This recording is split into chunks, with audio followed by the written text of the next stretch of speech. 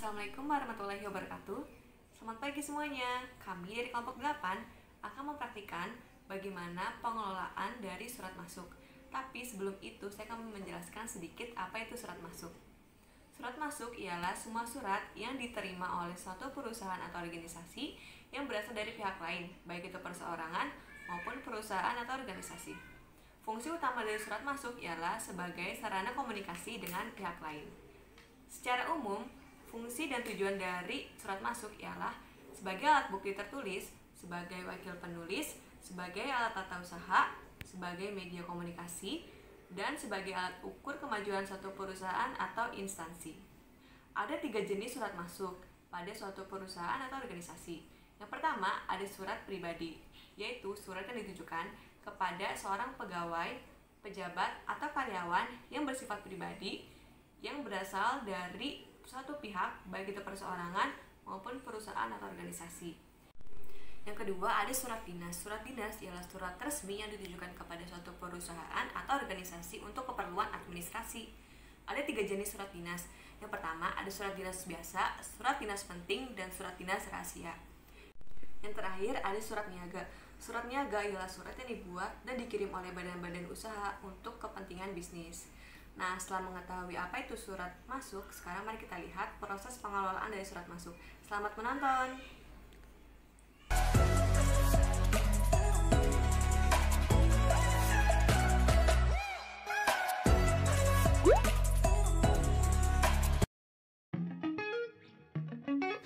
Pertama-tama, kurir akan mengantar surat masuk dan akan diterima oleh penerima atau resepsionis. Selanjutnya, kurir akan memberikan buku ekspedisi dan akan ditulis oleh resepsionis.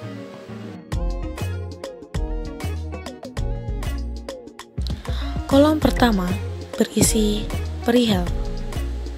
Selanjutnya, kolom kedua berisi tanggal surat. Kolom ketiga berisi nomor surat yang akan diisi sesuai dengan surat. Selanjutnya, kolom keempat berisi alamat pengirim.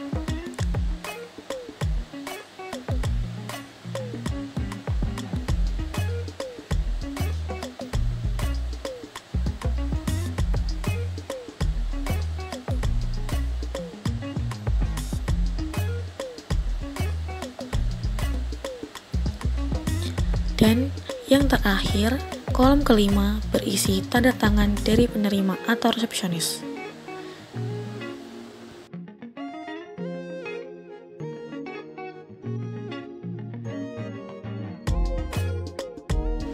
Selanjutnya, resepsionis akan memberikan cap tanggal sebagai tanda kapan surat diterima.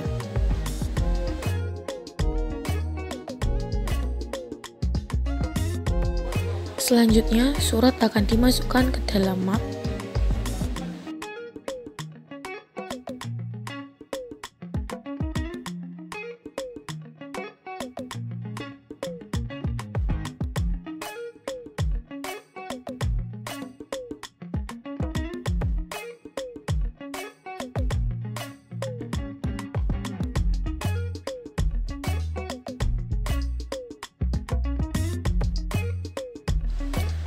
Setelah itu, resepsionis akan memberikan surat kepada pencatat. Setelah mengecek surat, pencatat akan menuliskan kartu kendali. Yang pertama, menulis indeks dan subjek.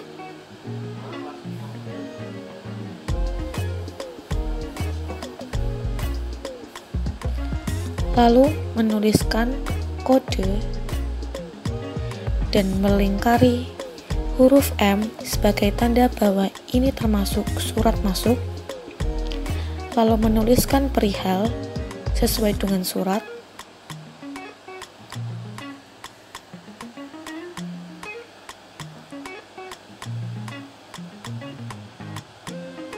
lalu mengisi isi ringkas dari surat tersebut,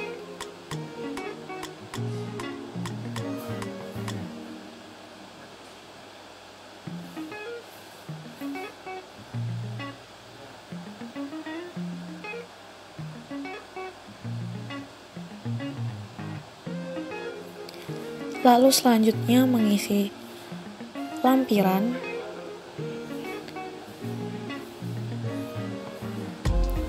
selanjutnya mencoret kepada, karena ini surat masuk, lalu menuliskan surat tersebut dari mana.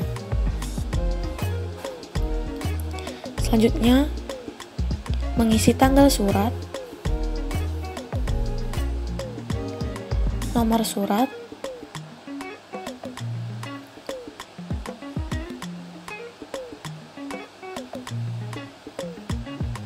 pengolah,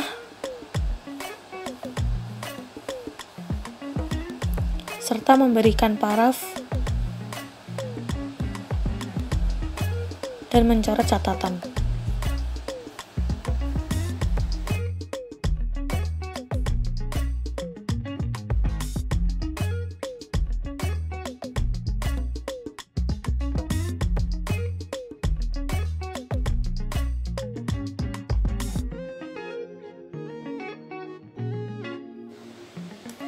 Selanjutnya, pencatat akan memberikan surat serta kartu kendali kepada pengarah.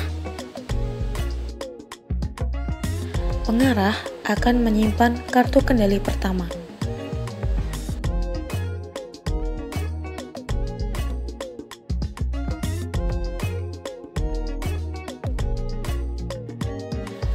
Pengarah akan memberikan surat serta kartu kendali 2 dan 3 kepada tata usaha.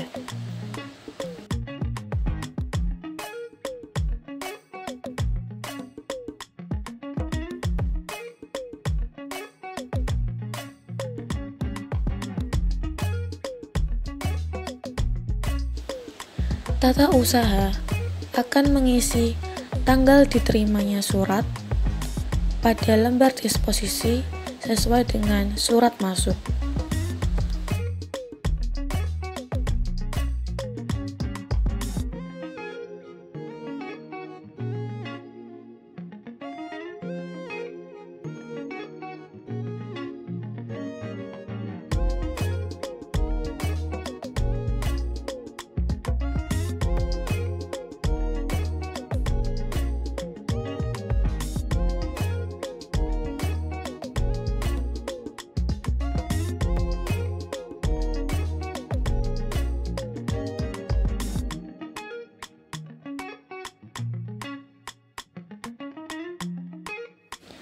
Selanjutnya, tata usaha akan memberikan surat dan lembar disposisi untuk diisi oleh pimpinan.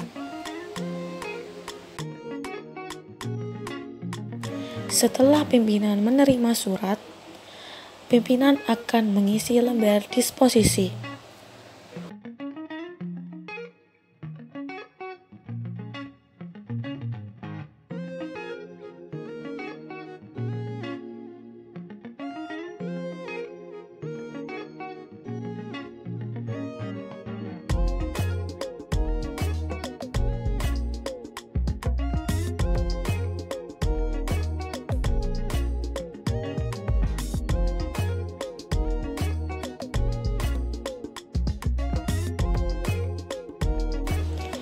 Menulis agenda nomor, lalu mencentang penting, menulis tanggal surat, lalu nomor surat,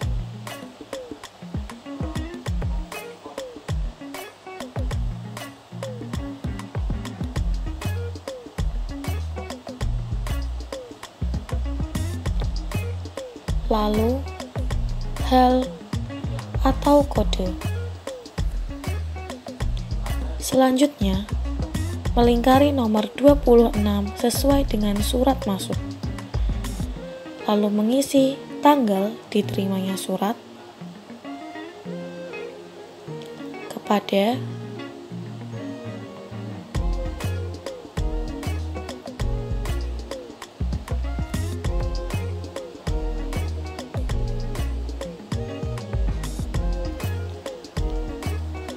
lalu selanjutnya mengisi nomor disposisi dan dilanjutkan dengan paraf.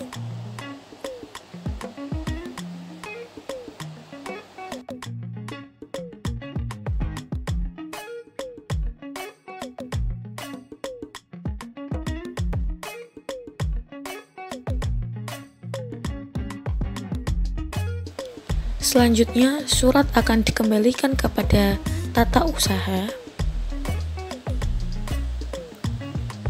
dan tata usaha akan menyimpan kartu kendali 3 beserta surat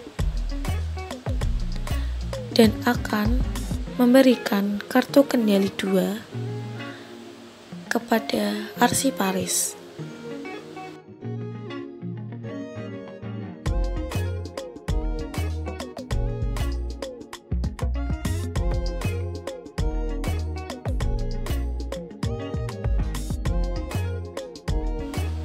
Selanjutnya, arsiparis akan menulis di buku arsip pada kolom pertama, menulis nomor surat, tanggal, perihal, keterangan, isi ringkasan, pengirim, kepada, serta kode klasifikasi.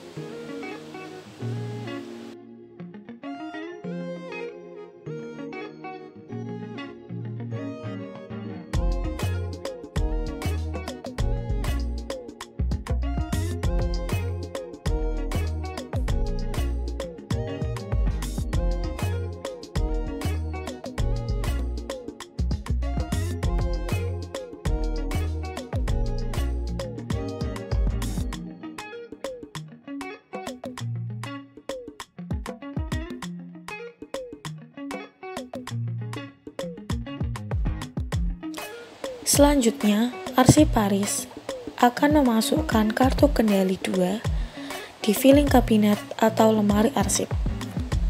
Nah, itu dia proses pengelolaan dari surat masuk. Dalam menangani hal surat menyurat merupakan suatu hal yang cukup mudah, tetapi jika tidak dilakukan dengan cara atau prosedur yang tepat, hal tersebut akan menjadi hal yang cukup rumit, tidak terkecuali dengan surat masuk. Surat masuk harus dikelola dengan cara atau prosedur yang tepat agar tercatat dengan baik.